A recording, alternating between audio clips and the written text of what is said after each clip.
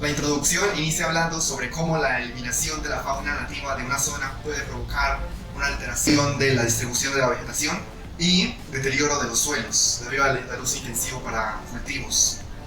Esto tiene como consecuencia alteraciones sobre la megafauna, la cual es necesaria para procesos tales como la degradación o el ciclo de nutrientes. El estudio que se hizo en este artículo principalmente se desarrolló en una zona cafetera con el objetivo de determinar, en primer lugar, si el cafetal presente provocó alteraciones a la fauna presente que se encuentra en la hojarasca. Segundo, cuáles son las características de esta hojarasca. Y tercero, si los cambios que se notaron en la fauna tuvieron una relación con las características determinadas de la hojarasca.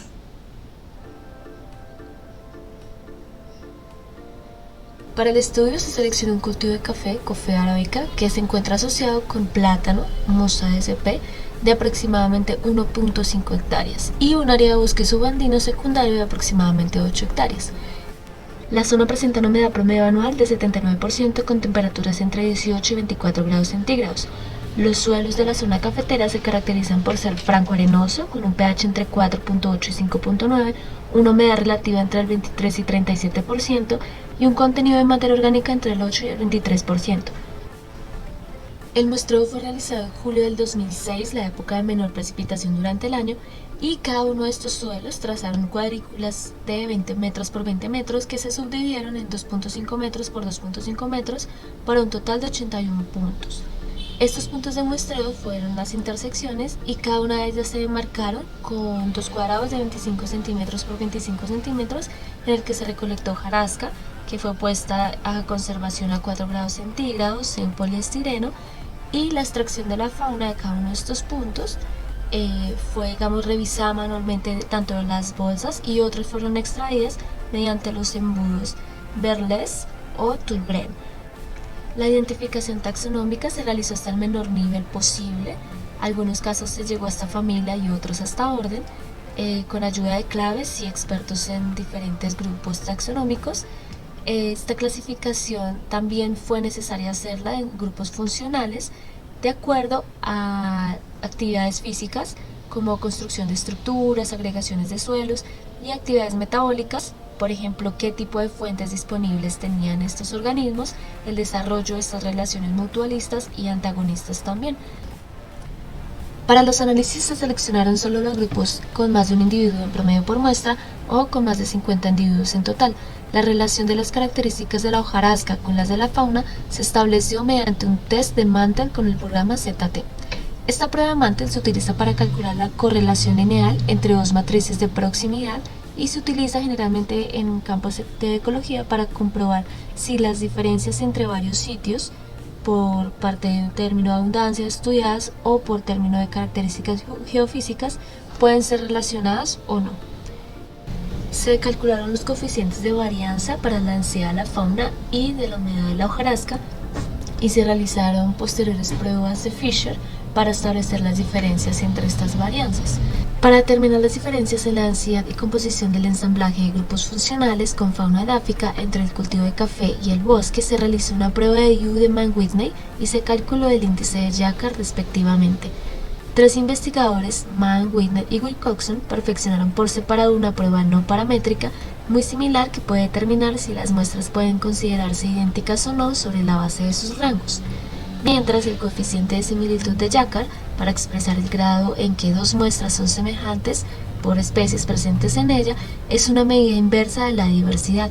Se refiere, por supuesto, al cambio de especies entre dos eventos en el tiempo. Para el análisis espacial de la humedad y biomasa de la hojarasca se utilizó geoestadística con el programa VarioWin y SADIE, por sus siglas Spatial Analysis by Distance Indices, mediante el programa SADIE-SHEL. Para la abundancia de la fauna, se calculó el índice de agrupación IA basado en la distancia que tendrán que recorrer los individuos para estar uniformemente distribuidos y la probabilidad PA, los datos observados que sean más agregados de lo esperado por una permutación al azar de alfa de 0.05. También se calculó el BI, índice de parche, adscrito por supuesto a unidades o puntos de muestreo en los que el conteo de individuos es mayor a la media de las unidades, y el índice de claro, VJ, adscrito a unidades o puntos de muestreo en los que el conteo de individuos es menor a la media de las unidades. Densidad de la fauna de la hojarasca. En total se encontraron 6.682 individuos, los cuales se pudieron clasificar en 8 grupos. La densidad promedio de la fauna en el cafetal fue de 56.26, más o menos 10,72, mientras que en el bosque, que fue casi la mitad, fue de 27.96, más o menos 3.24. Las anteriores diferencias pudieron ser causa de la gran variación interespecífica, principalmente en el bosque.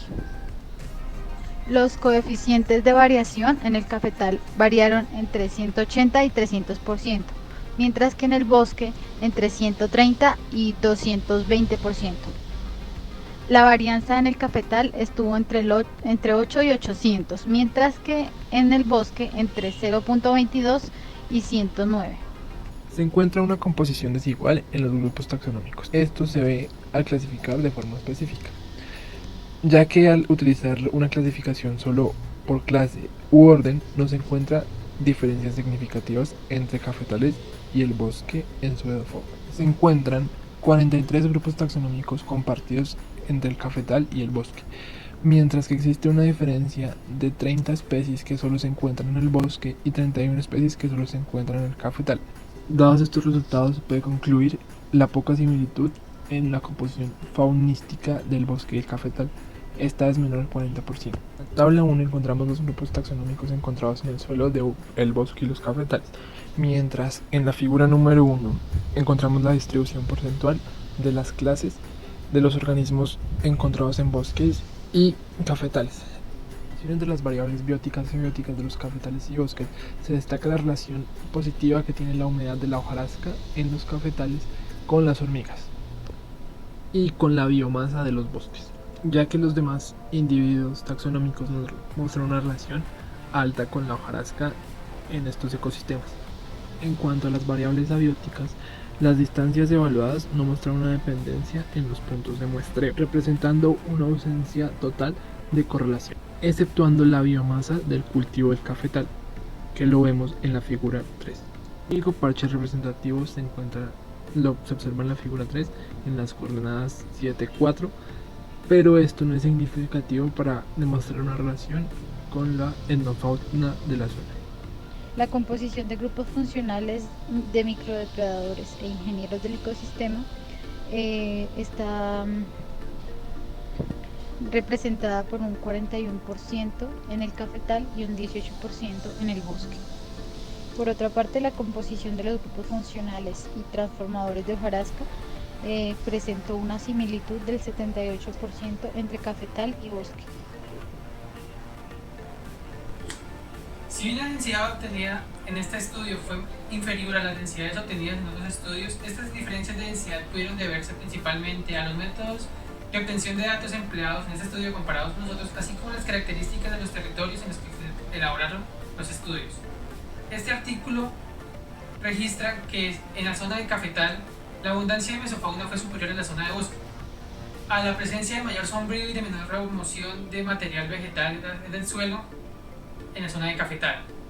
Aunque si bien la abundancia en el cafetal fue mayor, la variedad de especies en la zona de bosque es superior a la variedad de especies en el cafetal, tal vez debido a al uso de insecticidas en el cafetal, lo que favorecería la aparición de ciertas especies sobre otras, generando que si bien la abundancia pueda ser superior, pero la variedad entre especies entre ambos sitios sea inferior a en la zona donde se usa insecticida frente a donde no se usa. En este estudio, los coleópteros y los dípteros presentaron un patrón de espaciamiento de 2.5 metros en el cultivo de café asociado con plátano. Esto nos comprueba que existen diferentes escalas en las que se distribuye la fauna, dependiendo del contenido en materia orgánica, la cobertura vegetal y la altura de la vegetación. Sin embargo, la distribución espacial de los organismos no se puede generalizar, ni para hábitats intervenidos ni para hábitats no intervenidos. El patrón de espaciamiento de estos dos taxones nos lleva a plantear que el bosque tiene parches más pequeños que no pudieron ser identificados con el muestreo. Cuando hay mayor heterogeneidad de la vegetación, esta permite una mayor cantidad de taxones y por lo tanto una mayor división del espacio de áreas con características similares. Se separan posibles especies competidoras.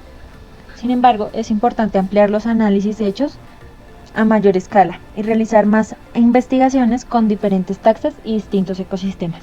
La relación entre la biomasa de la hojarasca y la densidad de los insectos que la transforman solo fue significativa en el bosque, probablemente como consecuencia de que estos organismos no solo dependen de la composición vegetal, sino también de su calidad.